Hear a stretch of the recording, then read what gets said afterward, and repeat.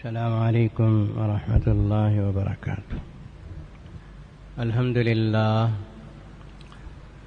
للہ رب العالمین، والصلاة والسلام علی سید المرسلین محمد وآلہ واصحابہ اجمعین، اما بعد فإن أصدق الحدیث کتاب اللہ وخیر الہدی ہدی محمد صلی اللہ علیہ وسلم، وشر الأمور محدثاتها وكل محدثة بدعة وكل بدعة ضلالة وكل ضلالة في النار۔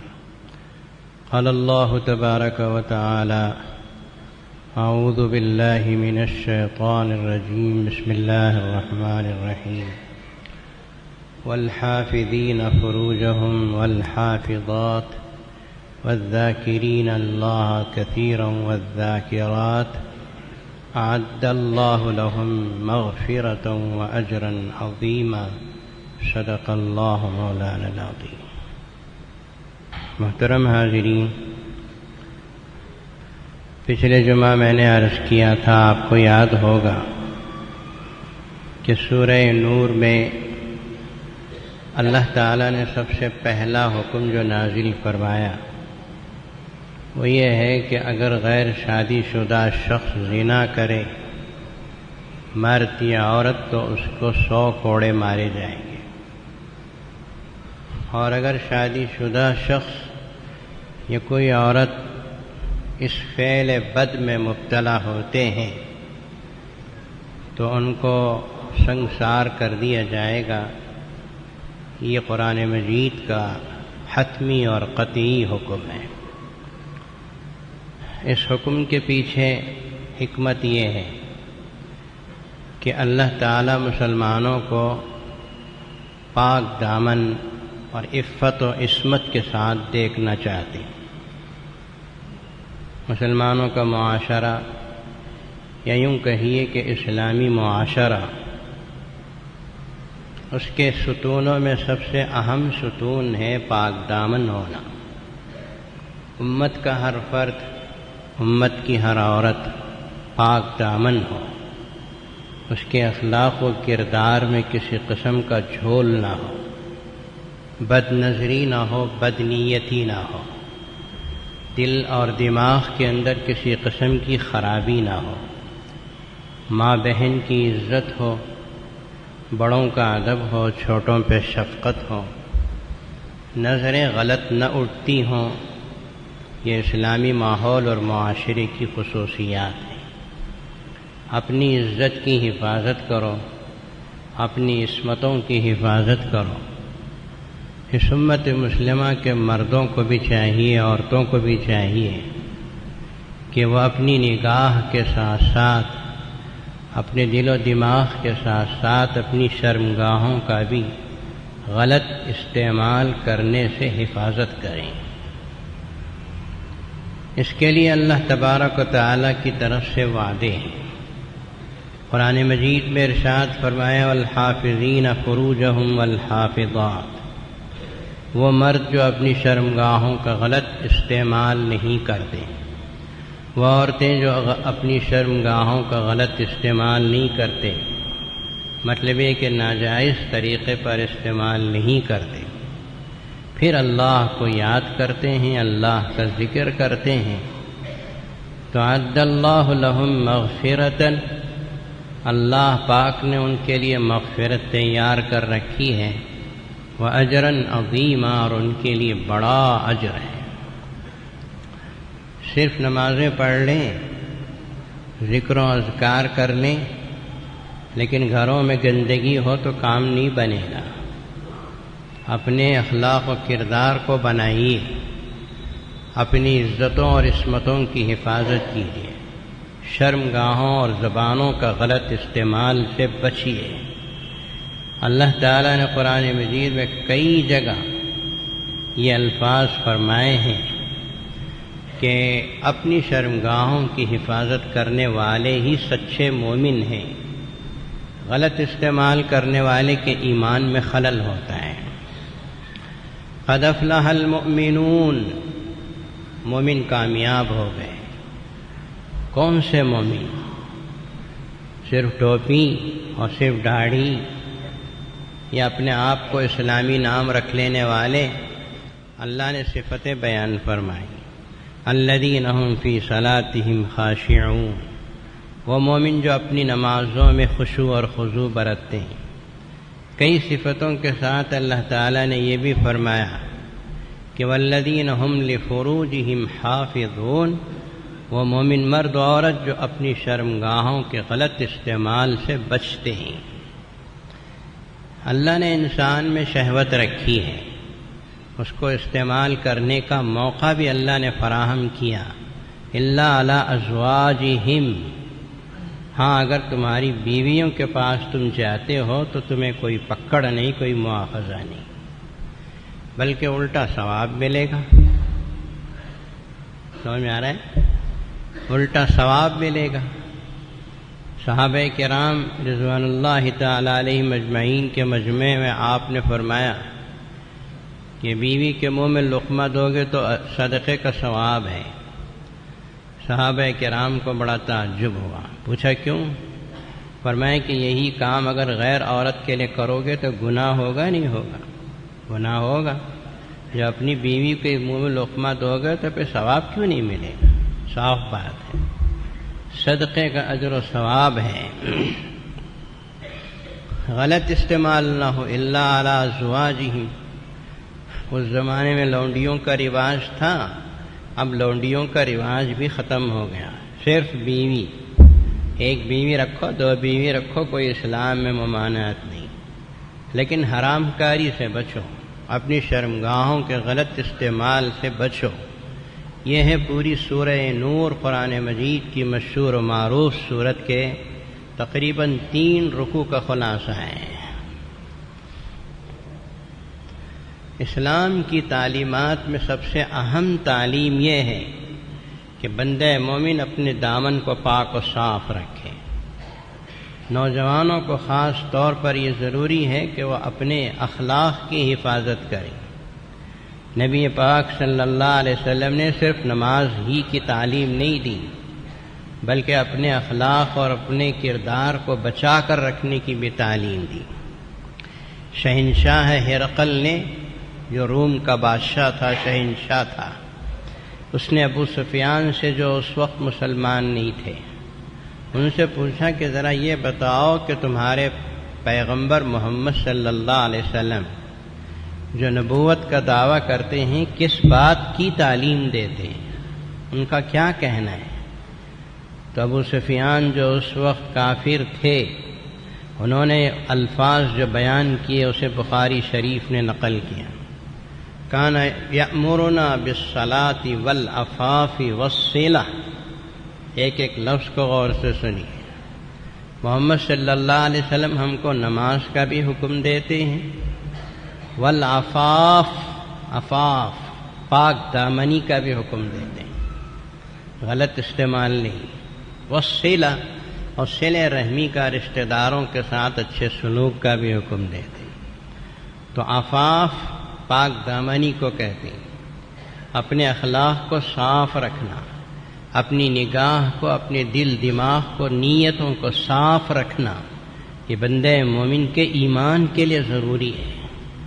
اگر نظریں خراب ہو گئی، نیتیں خراب ہو گئی، دل خراب ہو گئے، پھر تو اپنے ایمان کی خبر لینے کی ضرورت پیش آئے گی کہ ہمارے ایمان میں کوئی کمی ہے جس کی وجہ سے ہم بھٹک رہے ہیں۔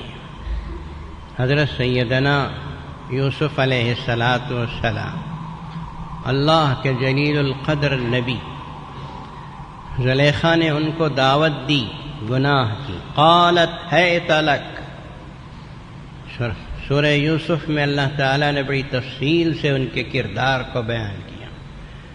زلیخا جو عزیز مصر کی بیوی تھی، انتہائی حسین و جمیل اور خوبصورت تھی، اس نے کہا ہے تلک، میں تمہارے لیے تیار ہوں، تم میرے ساتھ گناہ کرو۔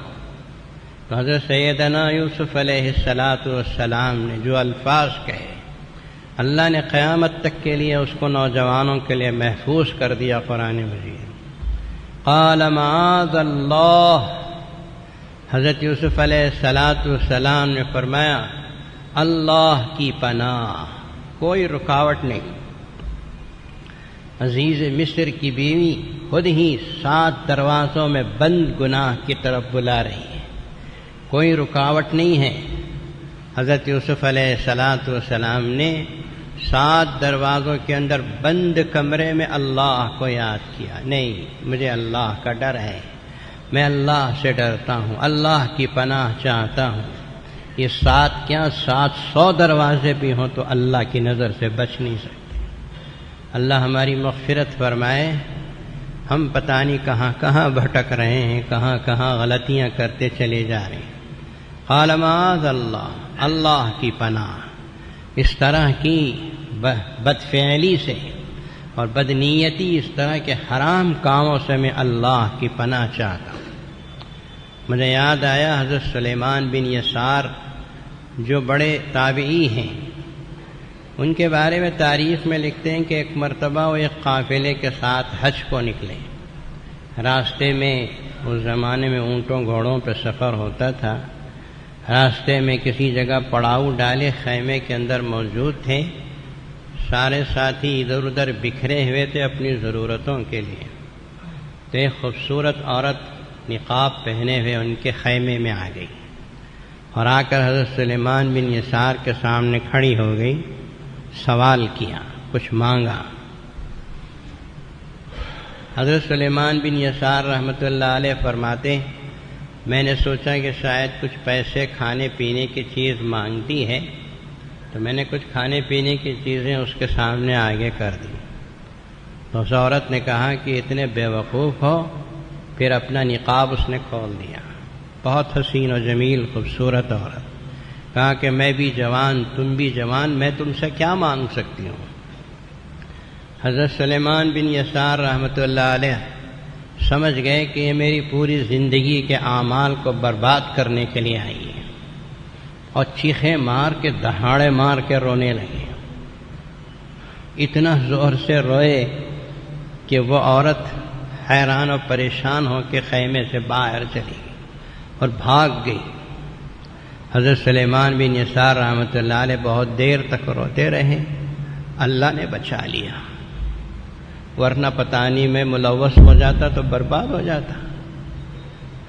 پھر بعد میں رات کو سوئے تو حضرت سیدنا یوسف علیہ السلام کی خواب میں زیارت ہوئی، پیغمبر خدا کی زیارت ہوئی، اور حضرت یوسف علیہ السلام نے فرمایا سلیمان، میں نے نبی ہو کر جو کام کیا تو نے خدا کا ولی ہو کے وہ کام کر دیا، اللہ نے تجھے بھی بچا لیا، مجھے بھی بچا لیا۔ اسے کہتے ہیں بچنا، بچنے کی کوشش کرو، فتنے پھیلے ہوئے ہیں چاروں طرف۔ اس وقت ہم بھی بچیں، ہماری اپنی اولاد بچوں اور بچیوں کی حفاظت کریں، وقت کی اہم ترین ضرورت ہے، اسے یاد رکھو۔ اپنے دامن کو پاک و صاف رکھنا خود بھی، اور اپنے بچوں کو بھی اس بات کی تعلیم دینا، یہ انتہائی اہم ترین اور اشد ضرورت ہے۔ جو لوگ اپنے دامن کو پاک و صاف رکھتے ہیں، نظروں کو بچا کے رکھتے ہیں، بدنیتی نہیں کرتے، ماں بہنوں کی طرف غلط نظریں نہیں ڈالتے، اللہ پاک ان کو دنیا میں عزت بھی دیتے ہیں، دولت بھی دیتے ہیں۔ جیسے مثال حضرت یوسف علیہ السلام کی ہی ہے، ان کے بھائیوں نے کنویں میں ڈال دیا، ان کو تو ختم ہونا تھا، لیکن اللہ تبارک و تعالیٰ نے ان کو عزیز مصر کے گھر پہنچا دیا۔ اب وہ جو چاہے کر سکتے تھے، کوئی رکاوٹ بظاہر کچھ نہیں تھی، لیکن انہوں نے اپنے اس اللہ کو یاد رکھا جس نے کنویں سے اٹھا کے مصر تک پہنچایا تھا۔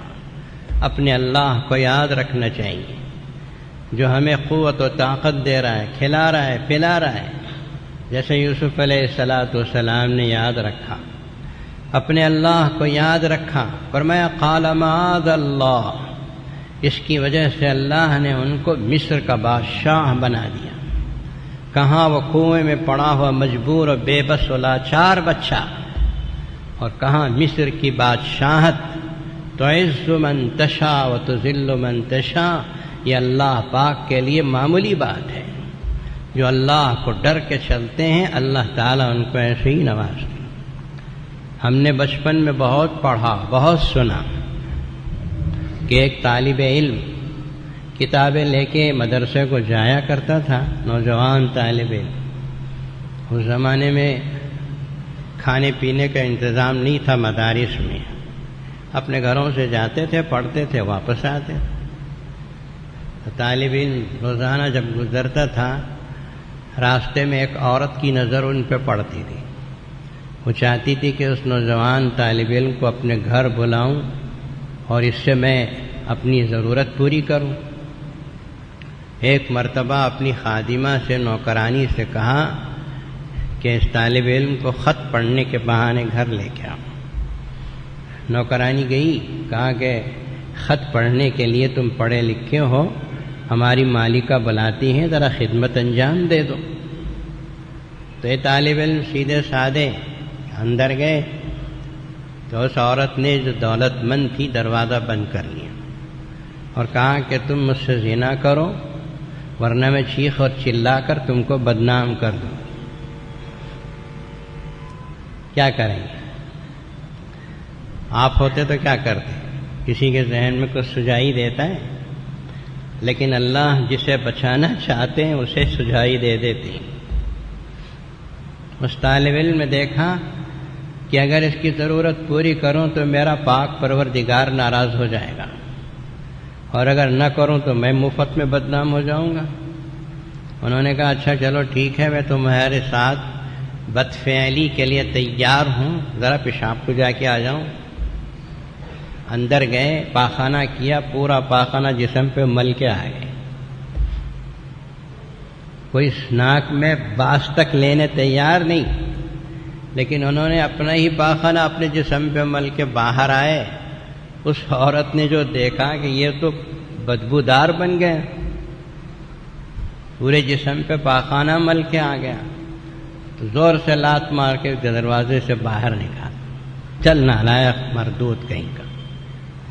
اب یہ خوش طالب علم گیا، ندی کے پاس گیا، نہایا دھویا، کپڑے دھوئے، پاک و صاف کیا، اور اس دن تو سارا سبق کا وقت چلا گیا۔ دوسرے دن جب سبق میں پہنچا تو لوگ طالب علم کی طرف دیکھ دیکھ کے اس طرح ناک سے سانس کھینچ رہے تھے اور کہہ رہے تھے بھئی یہ کون سی خوشبو ہے جو تم نے لگا رکھی؟ طالب علم نے سوچا کہ میں نے تو بہت اچھا نہایا، کیا ان کو میرے پاخانے کی بو آ رہی ہے جس کی وجہ سے یہ مذاق کر رہے ہیں؟ سارا دن لوگ کہتے رہے تم نے کیا خوشبو لگا رکھی ہے، کیسی خوشبو ہے جو تمہارے جسم میں؟ طالب علم کچھ نہیں کہہ سکا، وہ سمجھ رہے تھے بیچارے کہ شاید میرے جسم پہ میں نے جو ملا تھا اس کی بدبو آ رہی، وہ مذاق کر رہے۔ دن گزر گیا، رات کو آ کے سوئے تو رات کو رسول اللہ صلی اللہ علیہ وسلم خواب میں تشریف لائے اور ارشاد فرمایا کہ تمہارے جسم سے بو نہیں آ رہی، جنت کی خوشبو آ رہی ہے۔ تم نے جو اللہ کا ڈر کرتے ہوئے اپنے پاخانے کو جسم پہ ملا، اللہ کی نافرمانی سے بچنے کے لیے اللہ اتنا خوش ہوئے ہیں اس سے کہ تم جب تک دنیا میں زندہ رہو گے تمہارے بدن سے جنت کی خوشبو آتی رہے گی۔ میرے نوجوان دوستو، اللہ کا خیال کرو، اللہ سے ڈرو۔ موبائل فون میں ننگی تصویریں، انٹرنیٹ پہ غلط قسم کی تصویریں، آج بربادی کا زمانہ ہے۔ فون سے کیا کیا نہیں ہو جا رہا، بہت کچھ بربادی ہو رہی ہے۔ بچاؤ اپنی اولاد کو، اپنے بچوں اور بچیوں کو۔ یہ پاک دامن نہیں رہ سکتے جب تک کہ ان کے ہاتھ میں فون رہے گا۔ یہ اخلاق و کردار کی بلندیوں پہ نہیں پہنچ سکتے جب تک کہ ان کے ہاتھ، جن تک کہ ان کی انگلیاں انٹرنیٹ کے اوپر پھرتی رہیں گی۔ صحیح استعمال الگ بات ہے، جب غلط استعمال ہوتا ہے تو پھر تو بربادی کے ساز و سامان طوفان آ جاتے ہیں۔ اللہ تعالیٰ نے قرآن مجید میں کئی جگہ ارشاد فرمایا کہ مومن کی علامت ہے کہ وہ اپنی عزت و عصمت کی حفاظت کرتا ہے۔ نبی پاک صلی اللہ علیہ وسلم نے ارشاد فرمایا، ابن ماجہ کی روایت ہے کہ جو بندے مومن دنیا میں طاقت و قوت اور قدرت رکھنے کے باوجود اپنے آپ کو حرام کام سے بچا لیتا ہے، اپنے آپ کو طاقت و قوت ہے، پیسہ ہے، سب کچھ ہونے کے باوجود اپنے آپ کو حرام کام سے بچا لیتا ہے، قیامت کے دن اللہ اس کو اپنا خصوصی دیدار فرمائیں گے۔ بچا لو اپنے آپ کو، نظروں کو بچاؤ، اپنے دل دماغ کو، اپنی نیتوں کو صاف رکھنے کی کوشش کرو، اس میں اللہ تعالیٰ بس جائیں گے۔ اور اگر اس میں دنیا کی چھوٹی سی کوئی خوبصورت لڑکی کی فوٹو نظر آ گئی، اس کی طرف چلے گئے، دنیا میں کوئی عورت خوبصورت نوجوان نظر آ گئی، بار بار گھورنے لگے، پھر تو ایمان گیا، ایمان غارت ہو گیا۔ نبی پاک صلی اللہ علیہ وسلم نے ارشاد فرمایا، جو شخص، یہ اصل میں حدیث قدسی ہے جس میں اللہ ارشاد فرماتے ہیں کہ جو شخص مجھے ڈرتے ہوئے اپنی نظر کی حفاظت کرتا ہے، میں اس کے دل کے اندر ایمان کی ایسی حلاوت پیدا کروں گا کہ جس کو مرتے دم تک وہ محسوس کرے۔ یہ ہے رسول اللہ صلی اللہ علیہ وسلم کا فرمان کہ اپنی نظر کی حفاظت، اپنی نیت کی حفاظت اور اپنے آپ کی حفاظت، یہ جب تک نہیں ہوگا اس وقت تک ایمان کے اندر کبھی بھی مزہ نہیں آ سکتا۔ اسے اچھی طرح یاد رکھیے۔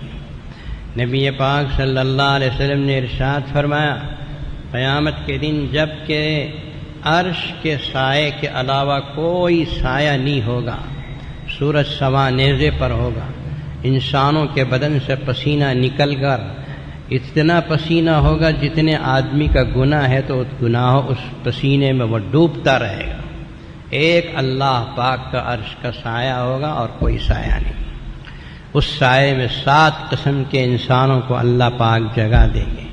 ان میں سے ایک نوجوان وہ بھی ہے جسے کسی دولت والی، خوبصورت حسن و جمال والی عورت نے دعت کو امرأۃ، گناہ کی طرف بلایا، اس نوجوان کی زبان سے نکلا، انی اخاف اللہ، یہ الفاظ رسول ہیں صلی اللہ علیہ وسلم۔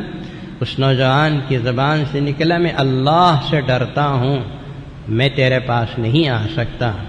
اللہ پاک اسے عرش کے سائے میں جگہ دیں گے، تو بڑی عزت کے قابل ہے، تو مجھ سے ڈرتا تھا نا، تو عزت کے قابل ہے، میرے عرش کے سائے میں تو آ جا۔ اپنے آپ کو ان میں شامل کرنے کی کوشش کرو جن کو اللہ تعالیٰ عزت و اکرام اور استقبال کریں اور عرش کے سائے میں جگہ دیں کہ تم یہاں آؤ، یہاں آؤ، تم تو یہاں بیٹھنے کے قابل۔ اللہ کا خوف، انی اخاف اللہ، اللہ کا خوف ہو، اللہ کی خشیت ہو، گھروں کے اندر بے پردگی، گھروں کے اندر دیور بھابھی کا پردہ نہیں، بہنوی سالی کا پردہ نہیں۔ کتنی غلطیاں ہو رہی ہیں امت مسلمہ میں جس کی وجہ سے گھروں میں نحوست چھا گئی ہے۔ یہ سب چیزیں اللہ کے عذاب کو اور اللہ تعالیٰ کی لعنتوں کو دعوت دینے والی چیزیں ہیں، ان سے اپنی حفاظت کرو، ان سے بچنے کی کوشش کرو۔ نبی کریم صلی اللہ تعالی علیہ وسلم کہ صحابہ کرام رضوان اللہ تعالی علیہم اجمعین اس سلسلے میں بڑے باکمال تھے۔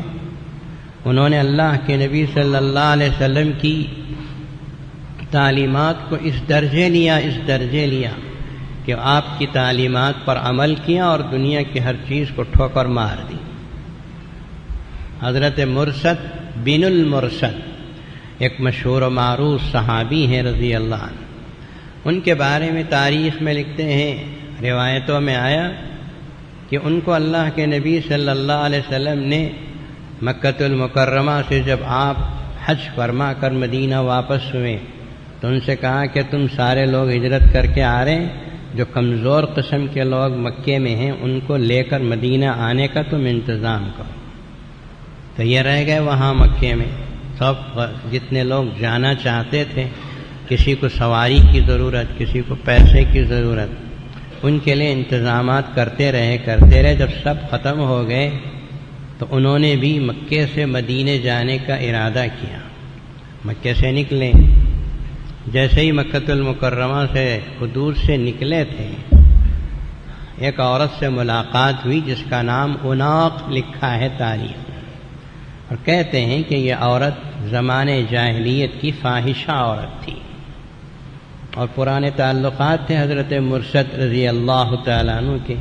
جاہلیت میں تو کوئی عیب نہیں تھا، کوئی بھی مرد کسی کے پاس بھی چلا جائے، جاہلیت میں کوئی عیب نہیں تھا کہ کوئی بھی مرد کسی بھی عورت کے پاس چلا جائے۔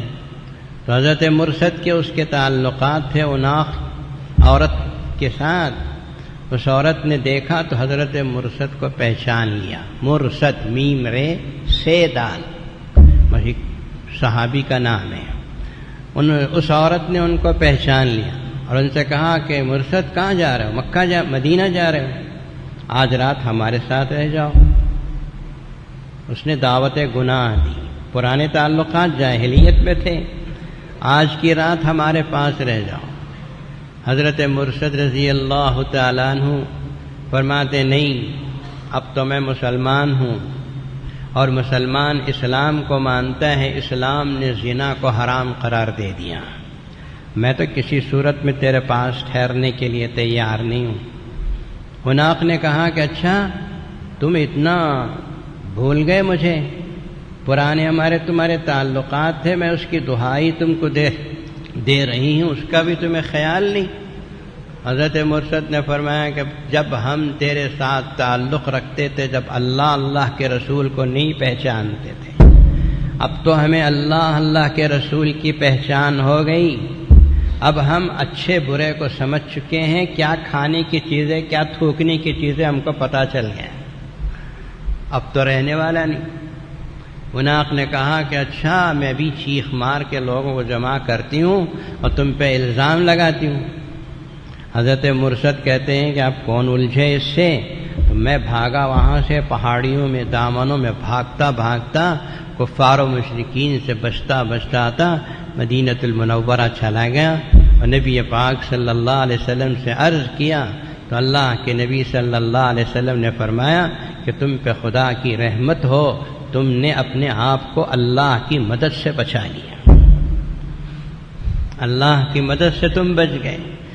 میرے بھائی یہ بہت بڑی دولت ہے کہ مسلمان اپنے آپ کو حرام کاری سے حفاظت کرے، نظر بچائے، نیت کو اچھی رکھے، خراب ہونے نہ دے، اپنے دل دماغ کی حفاظت کرو۔ یہ دل یہ دماغ اللہ کے بسنے کی جگہ ہے، اللہ کے رسول کی محبت بسنے کی جگہ ہے، کسی غیر کو جگہ دینے کی ضرورت نہیں ہے۔ آج تو تھوڑا سا کوئی سافٹ ویئر انجینئر ہو گیا اور کوئی آرکیٹیکٹ بن گیا، کوئی ABCD پڑھ لیا تو اب وہ آزاد کسی عیسائی لڑکی سے محبت کر لے، اس کے ساتھ شادی کر لے، کسی غیر مسلم عورت سے شادی کر لے یا اس کے ساتھ محبت کے پینگے بڑھانے لگے۔ کیا یہ اسلامی انداز ہے؟ کیا اسلام اس کی اجازت دیتا ہے؟ کیا آپ کو کلمہ طیبہ پڑھنے والی کوئی لڑکی نہیں مل سکتی جس کے ساتھ آپ نکاح کر سکیں؟ ہر ہفتے میں 1 2 3 واقعات ہمارے کان تک پہنچتے رہتے ہیں، اچھے گھرانوں کے لڑکے عیسائی لڑکیوں کے شکار ہوتے ہیں، غیروں کے شکار ہوتے ہیں، جس کی وجہ سے دشمنوں نے کچھ نہ کچھ بنا لیا کہ یہ لو جہاد کرتے ہیں۔ کہاں کا جہاد ہے؟ کس طرح کا ہے؟ اسلام میں تو حرام ہے یہ، ہم کہاں اس کی اجازت دے سکتے ہیں؟ کسی لڑکی کی طرف نگاہ اٹھانا، غلط نگاہ اٹھانا اسلام میں حرام قرار دیا گیا۔ قرآن مجید میں ہر حکم اللہ نے مرد و عورت کو ملا کے بیان کیا ہے۔ اقیموا الصلاۃ وآتوا الزکاۃ، نماز قائم کرو، زکوٰۃ دو، یہ مرد کے لیے بھی ہے، عورت کے لیے بھی۔ ایک ہی لفظ میں مرد بھی داخل، عورت بھی داخل، لیکن ایک حکم، بعض احکام ایسے ہیں کہ جن کو اللہ نے الگ الگ بیان کیا ہے۔ مثال کے طور پر اسے غور سے سن کے رکھیے، اپنی نظروں کو نیچے رکھنا، یہ بھی اللہ تعالیٰ مردوں عورتوں کو ملا کے بیان کر سکتے نہیں، عورتوں کے لیے الگ آیت اتاری، مردوں کے لیے الگ آیت اتاری۔ مردوں کے لیے فرمایا وَقُلْ لِلْمُؤْمِنِينَ يَغُضُّوا مِنْ أَبْصَارِهِمْ وَيَحْفَظُوا فُرُوجَهُمْ۔ اے پیغمبر محمد صلی اللہ علیہ وسلم، آپ اپنے ان صحابہ کرام کو، ان مردوں کو حکم دیجیے کہ اپنی نظروں کو نیچی رکھیں، اپنی شرمگاہوں کی حفاظت کریں۔ ذَلِكَ أَزْكَىٰ لَهُمْ، وأطهر، یہ ان کے لیے بہت پاکیزہ ہے، ان کے ایمان کو صاف رکھنے کے لیے ضروری ہے۔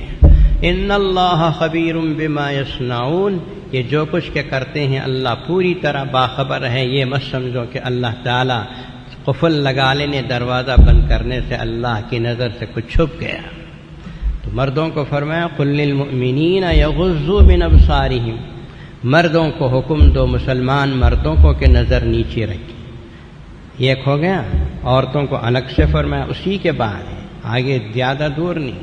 وقل للمؤمنات یغضضن من ابصارہن ویحفظن فروجہن، اور اے پیغمبر صلی اللہ علیہ وسلم ان صحابیات کو، ان عورتوں کو بھی حکم دو کہ اپنی نظروں کو نیچے رکھیں اور اپنی شرمگاہوں کی حفاظت کریں۔ الگ الگ اللہ تعالیٰ نے حکم دیا، جس کا مطلب یہ ہے کہ یہ کوئی خاص بات ہے جس کے لیے الگ الگ آیت قرآن مجید میں اللہ تبارک و تعالیٰ نے اتاری۔ آپ نے اگر اسلامی تاریخ پڑھی ہو تو آپ کو پتہ ہوگا کہ شہر انطاکیہ جو عیسائیوں کے ہاتھ میں تھا، وہ فتح ہوا، حضرات صحابہ کرام رضوان اللہ تعالی علیہم اجمعین، عیسائیوں کی آبادی تھی، حضرات صحابہ نے اس کو فتح کر لیا۔ اللہ کے نبی صلی اللہ علیہ وسلم کے صحابہ ایک ایک حکم کے اوپر اپنی جان دینے والے۔ امیر لشکر نے دیکھا کہ شہر انطاکیہ تو فتح ہو گیا، لیکن عیسائیوں نے ایک بڑی زبردست چال چلی۔ وہ چال یہ تھی کہ من مسلمان صحابہ کرام کو جو نوجوان ہیں اور بہت دنوں سے اپنے گھروں سے دور ہیں، اپنی بیویوں سے دور ہیں، ان کو برباد کرنے کا ایک ہی راستہ ہے کہ ان کے سامنے خوبصورت عورتوں کو لے لو، پھسل جائیں گے۔ نوجوان صحابہ کرام تھے، ان کے سامنے عورتیں لا لو۔ چنانچہ انطاکیہ کے عیسائیوں نے یہ حکم دیا، جس گھر کے اندر خوبصورت نوجوان لڑکی ہو وہ بن سج کر سور کر انطاکیہ کے روڈوں پہ آ کے کھڑے ہو جائیں، اور جو بھی مسلمان کریں کوئی رکاوٹ اس کے لیے نہ ڈالیں۔ اب آ کے کھڑی ہو گئی عورتیں، خوبصورت عورتیں۔ اب کون بچائیں؟ تاریخ پڑھ کے دیکھیے، غیر مسلم بھی تاریخ جب پڑھتا ہے تو حیران رہ جاتا ہے۔ امیر لشکر نے اعلان کیا وَقُلْ لِلْمُؤْمِنِينَ يَغُضُّوا مِنْ أَبْصَارِهِمْ وَيَحْفَظُوا فُرُوجَهُمْ، مسلمانوں قرآن مجید کی اس آیت کو یاد کر لو کہ اللہ کا حکم ہے کہ مسلمانوں کو چاہیے کہ اپنی نظروں کو نیچے رکھیں۔ اب جو شہر انطاکیہ میں مسلمان داخل ہوئے تو ادھر بھی نوجوان لڑکیاں کھڑی، ادھر بھی نوجوان لڑکیاں کھڑی ہیں، اور اللہ کے نبی کے صحابہ، مقدس صحابہ انطاکیہ کے اس کونے سے اس کونے تک چلے گئے، لیکن کسی کی نظر زمین سے اوپر نہیں اٹھی۔ کہتے ہیں کہ بہت سی لڑکیوں نے ایمان قبول کر لیا، کہا کہ ایسے نوجوان تو آج تک ہم نے نہیں دیکھے، ہم جیسے خوبصورت عورتوں کو ایک نظر نہیں ڈالا انہوں نے۔ کیا مذہب ہے ان کا؟ کون سا کلمہ ہے جو یہ پڑھتے ہیں کہ ان کے سامنے اعلان کر دیا گیا قل للمؤمنین یغضوا من ابصارہم؟ ان کا مذہب جھوٹا نہیں ہو سکتا۔ عورت سے کون بچتا ہے؟ وہی بچتا ہے جس کے دل میں اللہ، اللہ کے رسول کی محبت ہو۔ اس شہر سے اس شہر کے اس کونے سے اس کونے تک چلے گئے، کسی کی نگاہ نہیں اٹھی، اور جب یہ انطاکیہ فتح کر کے مدینۃ المنورہ آئے تو مدینے والے پوچھنے لگے بھئی انطاکیہ شہر کیسا ہے، اس کی عمارتیں کتنی اونچی ہیں، کتنی بڑی ہیں، اس کے عمارتوں کا انداز کیا ہے؟ ہوتا ہے نا، ایک ایک انداز الگ الگ ہوتا ہے۔ لوگ ہم سے پوچھتے ہیں مدینے میں 80 پردوں میں مدینہ کیسے تھا؟ تو اس طرح لوگوں نے پوچھا انطاکیہ شہر کے بارے میں کہ عمارتیں اس کی اونچی، بہت مشہور شہر تھا۔ تو صحابہ کرام نے کہا کہ ہم نے نظر اٹھائی تو نہ دیکھتے کہ عمارت لمبی ہے یا چھوٹی ہے، ہم نے تو نظر ہی نہیں اٹھائی، اس لیے کہ ادھر لڑکیاں کھڑی تھیں، اور ہم نے اپنے آپ کی حفاظت کے لیے ہمارے امیر المومنین نے آیت پڑھ دی قل للمؤمنین یغضوا من ابصارہم ویحفظوا فروجہم۔ بس جو نظریں نیچی گئیں تو نہ بلڈنگ کو دیکھا، نہ کسی عمارت کو دیکھا، کون سی عمارت چھوٹی ہے، کون سی عمارت اونچی ہے، کچھ بھی نظر نہیں۔ میرے بھائیو یہ معاشرہ ہے مسلمانوں کا، بس ایسا معاشرہ پیدا کرنے کی ہم کوشش کریں۔ آج کل بہت بربادی ہے، موبائل فون ہے، اس میں آپ کو ننگی تصویریں آتی ہیں، آپ کے بچے کے ہاتھ میں آپ نے موبائل دے دیا، یوں سمجھو ناک سانپ دے دیا ہے۔ ابھی ہم نے 2-3 دن پہلے جامع العلوم کے پہلی جماعت سے لے کر 7ویں جماعت تک کے بچوں کے والدین کو دعوت دی تھی، پیرنٹ ڈے جسے کہتے ہیں نا، پیرنٹس ڈے، بچوں کو دعوت دی کہ آؤ بات کرنے کے لیے، تو بچوں کے والدین آئے، لائبریری ہال بھلا ہوا تھا، جامع مسجد کے ذمہ داروں کے ساتھ میں نے ان کو خطاب کیا اور میں نے کہا کہ دیکھو اپنے بچوں کو موبائل سے، ٹی وی سے اور انٹرنیٹ سے دور رکھو، ان 3 چیزوں میں ننگی عورتوں کے علاوہ کچھ نہیں ہے۔ اسے یہودی بھی مانتے ہیں، یہودی جو اسلام کا کٹر دشمن ہے وہ بھی مانتا ہے کہ ان میں بربادی کے علاوہ کچھ نہیں ہے۔ یہ مسلمانوں کو کیوں سمجھ میں نہیں آ رہا؟ موبائل فون لے کے آپ بیٹھ جائیں، پوری دنیا کی فحاشی آپ کو اس میں بیٹھے جگہ مل جائے گی۔ آپ کو پتہ ہے نہیں ہے؟ کہاں ہیں آپ؟ سو رہے ہیں؟ اپنے بچوں کو بچاؤ، بچیوں کو بچاؤ۔ بلاتے ہیں لڑکیوں کو لڑکوں کے فون آتے ہیں، لڑکوں کو لڑکیوں کے فون اور میسیج آتے ہیں، ایم ایس آتے ہیں۔ کون بچائے ہمارے ان بچوں اور بچیوں؟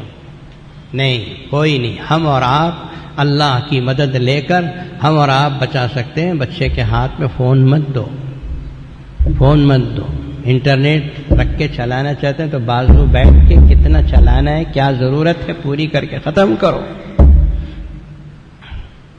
اپنے بچوں کو اپنی خبروں کا چراغ بنانا ہے تو حفاظت کرنا پڑے گا، معاشرہ اسلامی بنانا پڑے گا، اور اگر خبر میں جا کے رونا ہے تو جو چاہے کرو، کون منع کرتا ہے؟ خبر میں رونے کا ارادہ ہے؟ کون ہے جو اس طرح کرے گا؟ اپنے بچوں کی حفاظت کرو میرے بھائیوں، آج سب سے بڑی چیز وہی ہے۔ بچوں کی حفاظت نہیں کرو گے تو کل کو رو گے۔ ایک بہت ہی بہترین خاندان کا شخص میرے پاس آ کے کہتا ہے کہ میرا بیٹا عیسائی لڑکی کی محبت میں گرفتار ہو گیا، اب میں کیا کروں؟ میں نے کہا اپنا سر دیوار سے مار کے پھوڑ لو، اور کیا کر سکتے؟ آپ نے اپنے بچے کی حفاظت نہیں کی، اب پوچھ رہے ہیں کیا کروں؟ اللہ تعالیٰ اس امت کو توفیق دے، اللہ تبارک و تعالیٰ ہمارے بچوں اور بچیوں کی حفاظت فرمائے، اسلامی ماحول میں پلنے کی توفیق دے، اور ہمیں اور آپ کو اپنے دامن کو غلط کاموں سے بچائے رکھنے کی توفیق دے۔ انشاءاللہ اور بھی کچھ باتیں ہیں جو آپ کے سامنے عرض کریں گے۔ اللہ ہم سب کو عمل کرنے کی توفیق عطا فرمائے۔ حضرات، جہاں تک بابری مسجد کا معاملہ ہے، آپ حضرات نے دیکھا کہ آج فیصلہ سنایا جانے والا تھا، اب اور چند دن کے لیے ٹل گیا، 1 ہفتے کے لیے ٹلا یا 28 تاریخ کو آئے گا۔ بہرحال جب بھی فیصلہ آئے گا، آپ حضرات نے سن لیا، ہماری طرف سے بھی آیا تھا اخبار میں بیان کہ ہمیں اور آپ کو چاہیے کہ الہ آباد کا فیصلہ آخری نہیں ہے، آپ سن کر رکھیں۔ الہ آباد کا فیصلہ ہمارے حق میں ہوا تو فریق آخر سپریم کورٹ کو جائے گا، ان کے حق میں ہوا تو ہم سپریم کورٹ کو جائیں گے۔ سپریم کورٹ کا دروازہ تو کھلا ہے، اس سے تو کوئی رکاوٹ نہیں۔ تو یہ اس فیصلے پر کسی بھی قسم کے رد عمل کو آپ ظاہر نہ کریں، خاص طور پر نوجوانوں سے ہماری گزارش ہے۔ مسجد کے حق میں فیصلہ ہو گیا، چلو اللہ کا شکر ہے، اللہ کا احسان ہے، مانگیے اللہ سے کہ اللہ مسلمانوں کی لاج رکھ لے، عزت رکھ لے، سمجھے؟ مانگو اللہ سے۔ مسجد کے حق میں فیصلہ ہو گیا، اللہ کا شکر ہے، جلسے نہیں کرنا، جلوس نہیں کرنا۔ جلسے جلوس کرو گے تو شریروں کو موقع ملے گا۔ ہندوستان کی تاریخ بتاتی ہے، ہندوستان کی تاریخ بتاتی ہے کہ مسلمان جب خوشی مناتا ہے تو اس کو رونے کے لیے مجبور کیا جاتا ہے۔ اس لیے جلسہ جلوس مت کرو، جو کرنا گھر کے دروازہ بند کر کے کرو۔ اور اگر مسجد کے حق میں فیصلہ نہیں ہوا تب تو کوئی بات نہیں، تب بھی اللہ کے پاس روئیں گے، اور سپریم کورٹ کا دروازہ مسلم پرسنل لا بورڈ کے ہاتھ میں یہ مسئلہ ہے، اور اس کی ایک باڈی ہے جو اس کے سلسلے میں کام کر رہی ہے، حضرت مولانا رابع حسنی صاحب کی زیر قیادت، تو وہ سپریم کورٹ جائیں گے، وہاں لڑیں گے انشاءاللہ العزیز۔ ہمیں کسی قسم کا رد عمل ظاہر نہیں کرنا ہے۔ خاص طور پر نوجوانوں سے میری گزارش ہے کہ روڈوں پر آنا، پھر کسی طرح کی حرکت کرنا اور دوسروں کو شرارت کا موقع دینا، یہ انتہائی حماقت اور بے وقوفی ہے۔ ایسا ہرگز ہونے نہ دیں، بلکہ میں کہوں گا کہ جس دن فیصلہ ہو گھروں میں آرام سے بیٹھ جاؤ، باہر ہی مت آؤ۔ یہ بزدلی نہیں ہے، یہ وقت کا تقاضا ہے، یہ حکمت عملی ہے۔ ہم بزدلی نہیں سکھاتے آپ کو، ہم ہمت و جوامردی سکھاتے ہیں جب ضرورت اس کی ہو۔ اب ضرورت نہیں ہے اس کی، اس لیے کہ الہ آباد کا فیصلہ جو بھی ہوگا پھر یہ سپریم کورٹ تو ضرور جائے گا۔ سپریم کورٹ تو آخری کورٹ ہے، وہاں پہنچے گا، اس لیے کسی قسم کا رد عمل ظاہر نہ کریں۔ اللہ تبارک و تعالی سے دعا ہے کہ اللہ تعالی مسلمانوں کی لاج رکھ لے، عزت رکھ لے۔ بیت المقدس کو اللہ تبارک و تعالی اسرائیل کے ہاتھوں سے آزاد کرائے، اور بابری مسجد کے سلسلے میں بھی اللہ پاک سے خیر کی، عافیت کے فیصلے کی ہم دعا کرتے ہیں، اور یہ بھی ساتھ میں دعا کرتے ہیں کہ اللہ تبارک و تعالی مسلمان مردوں، عورتوں، نوجوان عورتوں اور عورتوں کی عزتوں اور عصمتوں کی اللہ تعالی حفاظت فرمائے، اور اللہ تعالی ان کے کو ہر قسم کی نظر بد سے اور پریشانیوں سے ان کی حفاظت فرمائے۔ محترم حاضرین، جامع العلوم جامع مسجد آپ حضرات کی ممنون احسان ہے۔ جیسا کہ میں نے کہا، جامع علوم شعبہ عربی کھل چکا، پیر کے دن اسباق شروع ہو جائیں گے، اور پھر جامع علوم بنی کپا جہاں رمضان کی چھٹیوں کے بعد ابھی میں 4 شنبے کو گیا تھا تو وہ بھی کھل چکا ہے۔ سارے کام جو رمضان المبارک میں رکے ہوئے تھے سب الحمدللہ شروع ہو چکے ہیں۔ یہ تعلیمی نظام جو جاری ہے، اللہ تبارک و تعالی آپ کو جزائے خیر دے کہ اس کے پیچھے آپ حضرات کی مدد و نصرت و اعانت ہے۔ اللہ تعالیٰ اس کو شرف قبولیت عطا فرمائے۔ اللہ اس کو قبول فرما کر ہم کو اسلام سے، دین سے وابستہ کر دے، ہمارے بچوں کو دنیا کے پھیلے ہوئے فتنوں سے حفاظت فرمائے، اور اچھے اخلاق، اچھے کردار کا مالک بنائے، صالح اولاد بنائے، اور مرنے کے بعد ہم سب کے لیے ذریعہ نجات بنائے۔ وآخر دعوانا الحمدللہ رب العالمین۔